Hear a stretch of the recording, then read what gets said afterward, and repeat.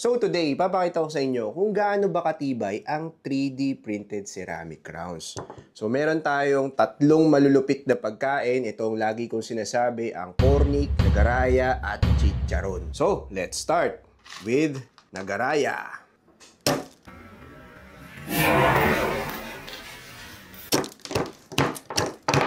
Walang kwenta. Yan. Cornic. Walang kwenta, cornic. Chicharon.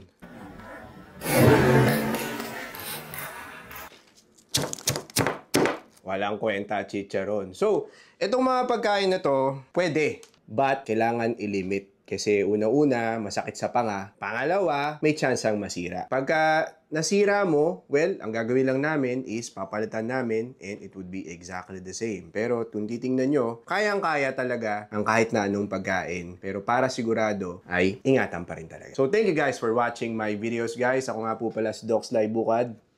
And goodbye.